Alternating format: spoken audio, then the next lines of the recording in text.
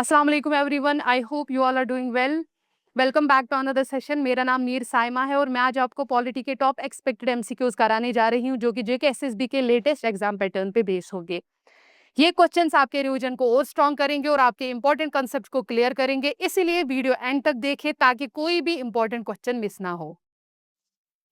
अगर आप जेके एसएसबी की कंप्लीट प्रिपरेशन करना चाहते हो तो हमारी ऐप पर सारे कोर्सेज अवेलेबल है। एनरोल करने के लिए आप जेकेसीएस ऐप को प्ले स्टोर से डाउनलोड कर सकते हो और ये सारे कोर्सेज अवेल कर सकते हो, जो कि काफी अफोर्डेबल प्राइसेस पर अवेलेबल होंगे। अगर बैच के रिलेटेड, एडमिशन के रिलेटेड कोई भी क्वेरी हो तो आप दिए गए नंबर पे कांटेक्ट कर सकते हो। So let's get started with the first question. हमारा पहला क्वेश्चन रहेगा, consider the following statements regarding fundamental rights. हमें सबसे पहले क्वेश्चन देखना होगा, ध्यान से क्वेश्चन पढ़िए। Consider the following statements regarding fundamental rights. Fundamental rights are guaranteed under part 3 of the constitution. The right to property is still a fundamental right.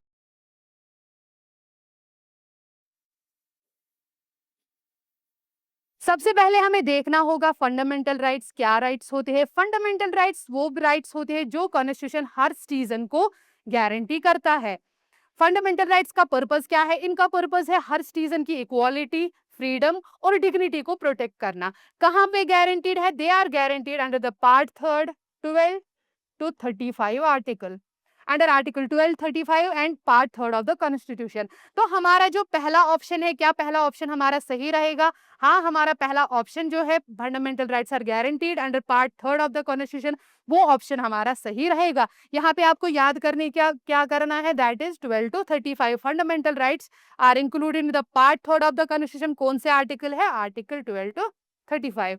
बढ़ते हैं अपने दूसरे ऑप्शन की तरफ। The right to property is still a fundamental right. क्या right to property अभी भी एक फंडामेंटल राइट है? इसके लिए हमें थोड़ा सा पीछे जाना होगा, हमें इसकी हिस्ट्री देखनी होगी। जब कॉन्स्टिट्यूशन इफेक्ट में आया, कब आया इफेक्ट में? 26 जनवरी 1950। तो 1950 को जब कॉन्स्टिट्यूशन इफेक्ट में आया, उस टाइम पे फंडामेंटल राइट क्या था? राइट टू प्रॉपर्टी क्या था? ये एक फंडामेंटल राइट था, ठीक है। लेकिन कुछ टाइम बाद क्या हुआ? गवर्नमेंट ने लैंड रिफॉर्म्स पॉलिसीज को इंट्रोड्यूस किया और जमींदारी सिस्टम को एबॉलिश करने की कोशिश की। बट इसमें क्या हुआ? गवर्नमेंट को काफी ज्यादा डिफिकल्टीज आई। क्यों डिफिकल्टीज आई? बिकॉज बहुत सारे लोग right to property, because it was a fundamental right, इसका सहारा लेकर कोर्ट चले जाते थे। सो लैंड रिफॉर्म्स को इम्प्लीमेंट करना गवर्नमेंट के लिए काफी ज्यादा डिफिकल्ट हो जाता था। इसीलिए इस सब से बचने के लिए, इसलिए इस प्रॉब्लम को सॉल्व करने के लिए गवर्नमेंट ने क्या किया? 1978 में 44th अमेंडमेंट पास किया।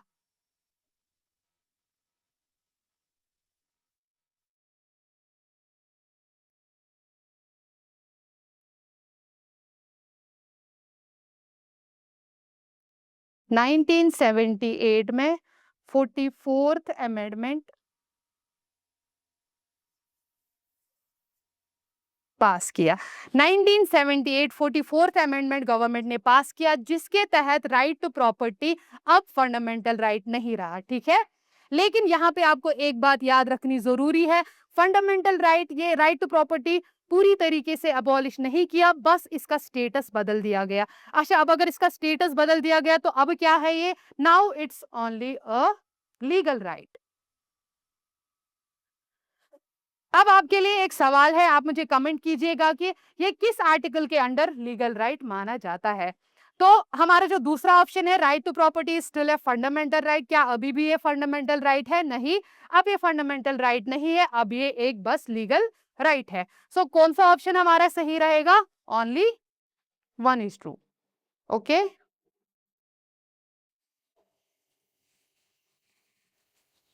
बढ़ते हैं अपने दूसरे क्वेश्चन की तरफ। ये हमें लैंग्वेज को मैच करना है, list first and list second, Hindi, English, 8th schedule and constitution. सबसे पहले हम हिंदी को देखेंगे।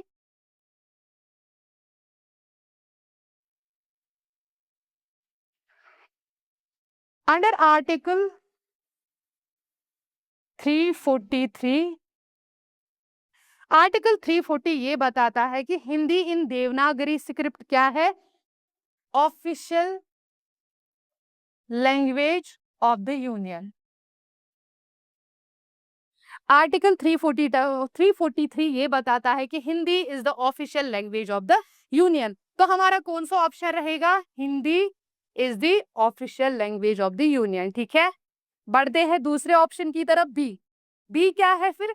सबसे पहले हमें ये देखना होगा, फिर से जाना होगा, कॉन्स्टिट्यूशन जब इफेक्ट में आई, कब इफेक्ट में आई? 26 जनवरी 1950। ठीक है, 26 जनवरी 1950 को जब कॉन्स्टिट्यूशन इफेक्ट में आई तो प्राइमरी ऑफिशियल लैंग्वेज कौन सी थी? प्राइमरी ऑफिशियल लैंग्वेज हिंदी थी। और उसके बाद 15 सालों के लिए 15 ईयर्स तक किसको रखा गया?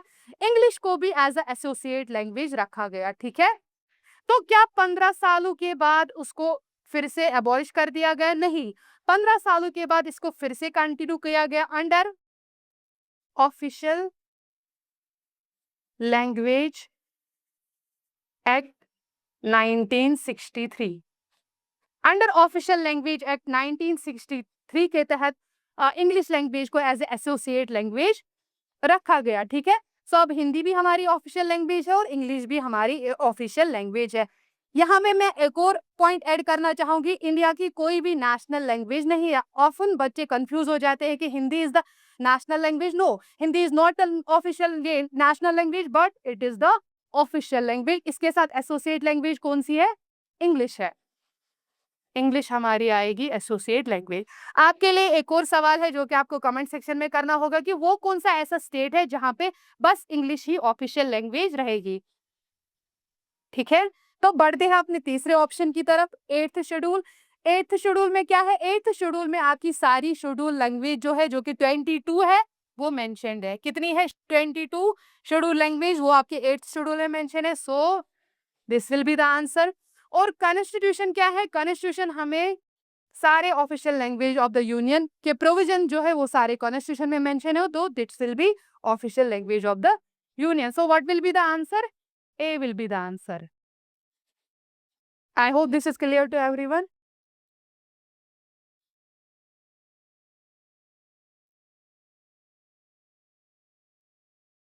बढ़ते हैं एक और क्वेश्चन की तरफ। Question 3, which of the following is not correctly matched? हमें कीवर्ड, हमेशा जब भी आप पेपर करोगे कीवर्ड पे ध्यान देना है। यहाँ पे लिखा गया है,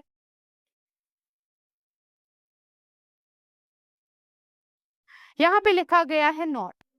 मैंने यहाँ पे हाईलाइट कर दिया है बट पेपर में आपको हाईलाइट करके नहीं होगा, इसलिए हमेशा से कीवर्ड को आप ध्यान से रखेंगे। ध्यान से देखिए, लिखा गया है कि कौन सा पेयर इसमें मैच नहीं हो रहा है। तो हम सबसे करके एक एक पेयर को पढ़ेंगे। सबसे पहले हम ए देखेंगे, article 39 A equal just and free legal aid. क्या आर्टिकल 39 ए ये बताता है कि equal just and free legal aid सबको दो? हाँ, आर्टिकल 39 ए ये बताता है कि हर किसी सिटीजन को, चाहे वो अमीर हो चाहे वो गरीब हो, चाहे वो फाइनेंशियली स्ट्रांग हो या फाइनेंशियली वीक हो, हर किसी को इक्वल जस्टिस मिलना चाहिए। Now there is a thing कि अब अगर कोई है कि वो लॉयर अफोर्ड नहीं कर पा रहा है, तो अगर वो लॉयर अफोर्ड नहीं कर पाएगा, स्टेट की रिस्पॉन्सिबिलिटी है कि उसको क्या करे? फ्री लीगल एड प्रोवाइड करेगी। ठीक है, सो आर्टिकल 39 ए क्या हमारा सही रहेगा? यस, आर्टिकल 39 ए हमारा सही ऑप्शन रहेगा। बढ़ते हैं दूसरे ऑप्शन की तरफ, article 44 A. Article 44 A uniform civil code. Yes, हर स्टेट को ये डायरेक्ट किया जाता है कि हर जगह पे क्या होना चाहिए? यूनिफॉर्म सिविल कोड लागू होना चाहिए। In matters of inheritance, in matters of marriage, adoption के मामले में क्या होना चाहिए? यूनिफॉर्म सिविल कोड होना चाहिए। सो हमारा दूसरा ऑप्शन भी सही रहेगा। बढ़ते हैं तीसरे ऑप्शन की तरफ, article 45 right to constitutional remedies. क्या article 45 right to constitutional remedies है? नहीं, article 45 is not the right to constitutional remedies, but ये क्या है? Article 32। Article 32 right to constitutional remedies बताता है। यहाँ आपको एक इंपॉर्टेंट पॉइंट याद रखना है कि डॉक्टर बी आर अम्बेडकर ने इस राइट को क्या कहा है? Heart and soul of constitution.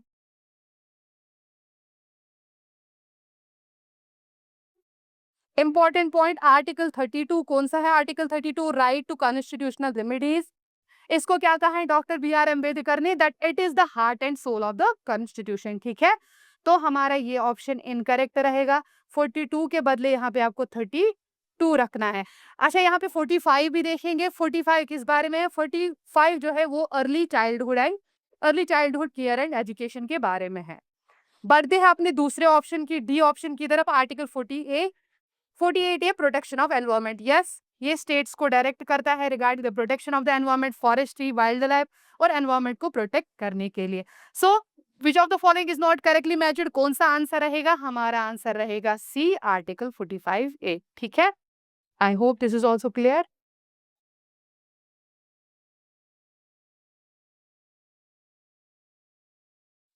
बढ़ते हैं अपने चौथे क्वेश्चन की तरफ।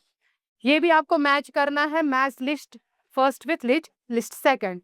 Lok Sabha, Rajya Sabha, election commission and constituency. सबसे पहले हम लोकसभा देखेंगे।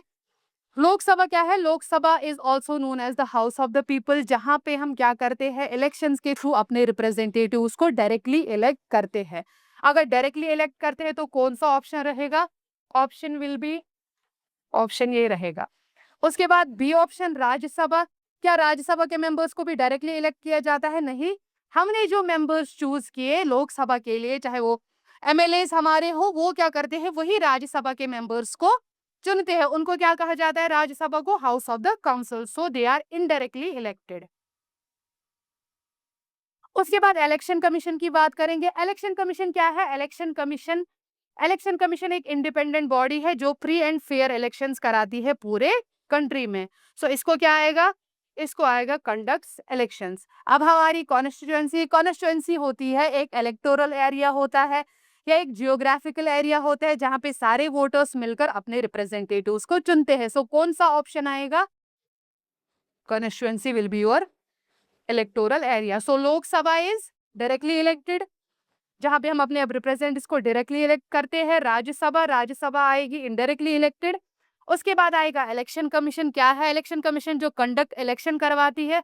और कॉन्स्टिट्यूशन आएगी आपका इलेक्टोरल एरिया। तो कौन सा ऑप्शन रहेगा? हमारा ये सही ऑप्शन रहेगा।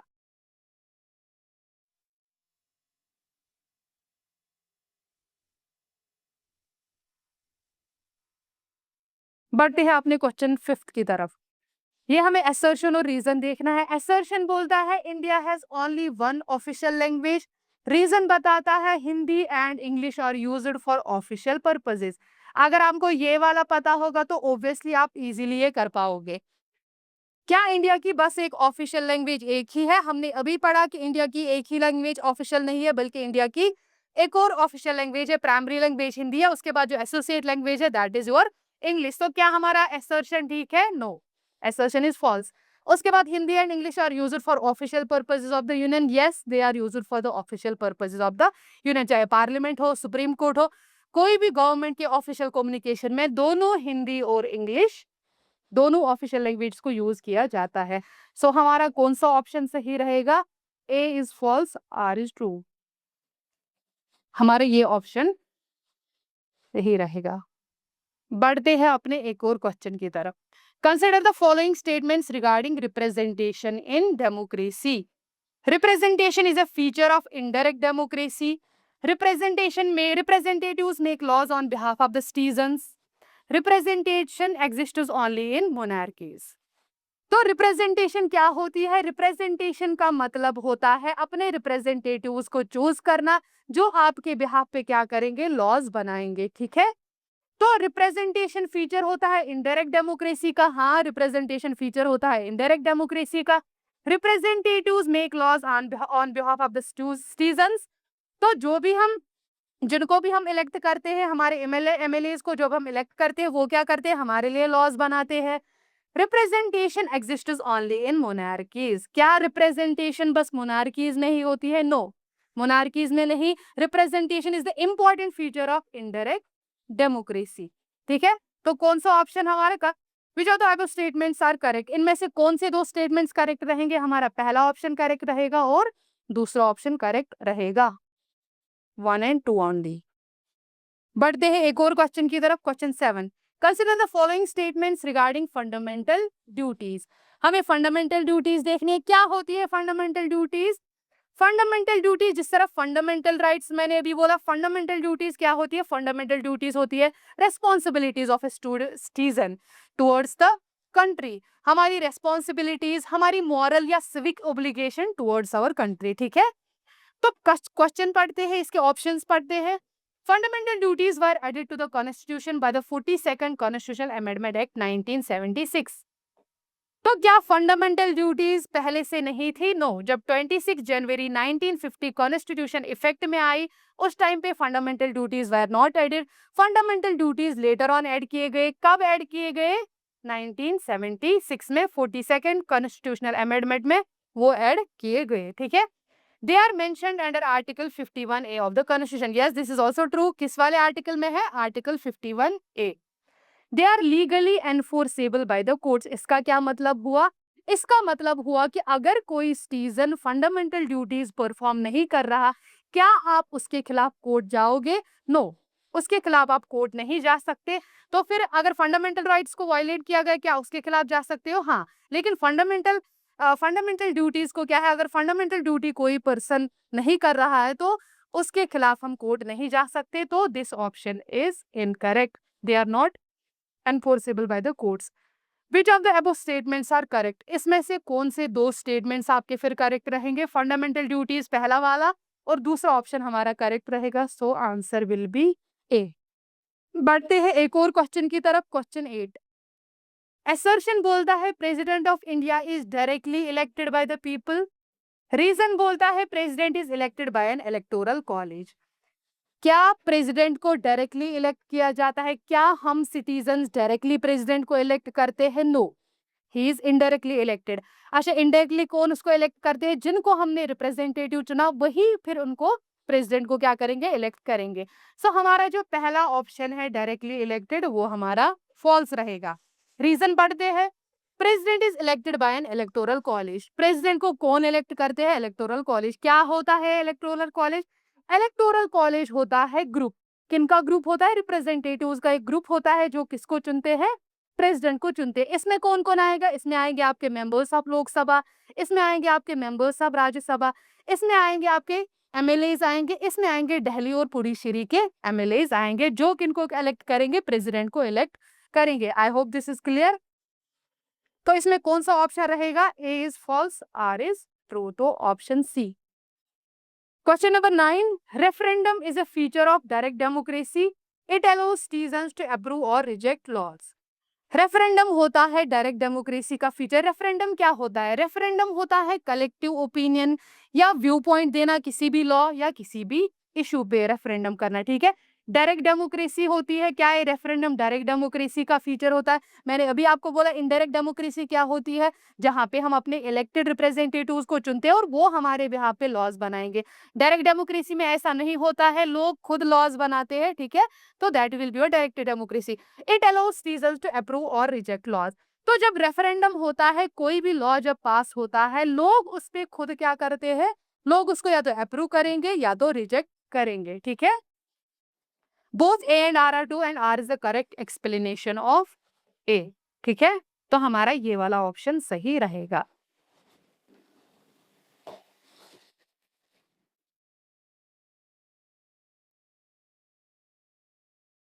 क्वेश्चन नंबर 10, हमें यूनाइटेड नेशन के ऑर्गन्स और उनके फंक्शंस के बारे में मैच करना है। General assembly, security council, international court of just, economic and social council.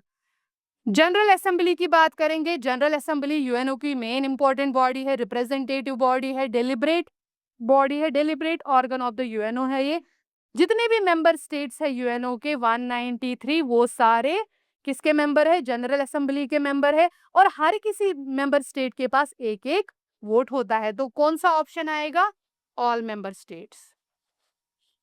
Security council क्या है? सिक्योरिटी काउंसिल हमारे किसके लिए काम आता है? अगर किसी भी कंट्री के बीच में, दो कंट्रीज के बीच में वॉर होगा, कन्फ्लिक्ट होगा, तो अगर वॉर या कन्फ्लिक्ट होगा, वॉर होगा या कन्फ्लिक्ट होगा, उसको क्या करेंगे? उनके बीच में पीस लाने के लिए किनका काम होगा? सिक्योरिटी काउंसिल का काम होगा।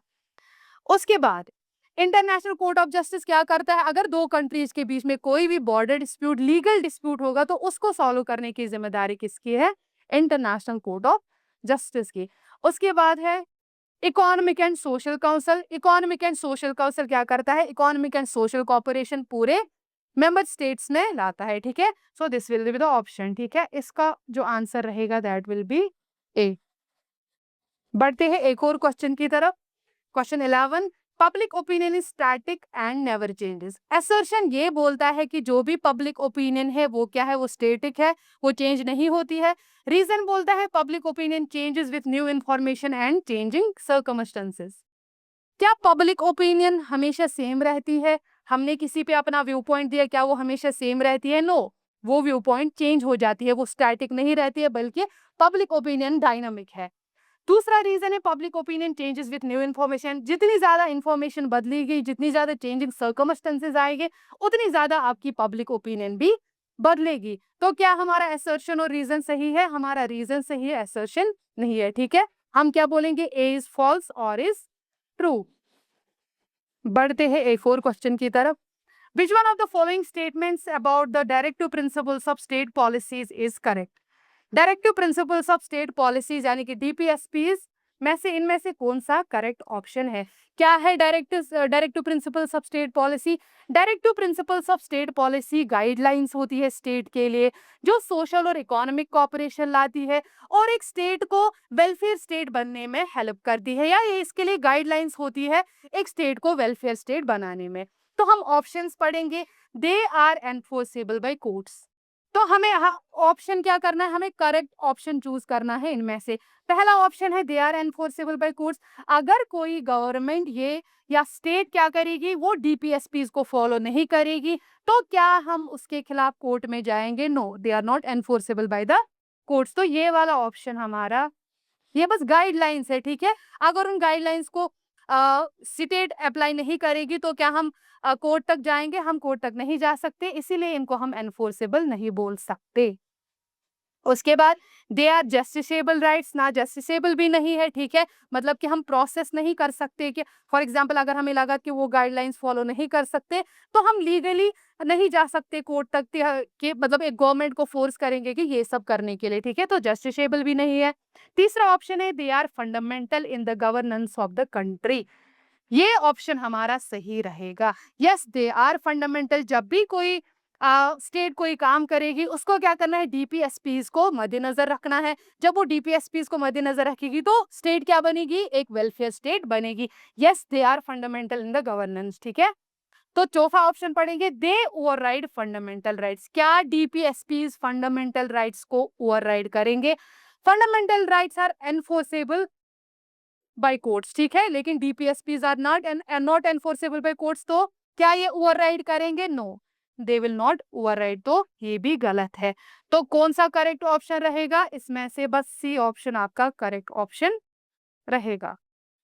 ये आपकी आंसर की रहेगी आपके सारे क्वेश्चंस की, जो कि आपको इसकी पीडीएफ टेलीग्राम में मिल जाएगी। So this was about today session. जितना ज्यादा आप प्रैक्टिस करोगे उतना ज्यादा आप कॉन्फिडेंट होगे एग्जाम के दिन। So keep practising, keep learning and keep growing. I hope you like this session. See you in the next session. Until then, फी अमानिल्लाह।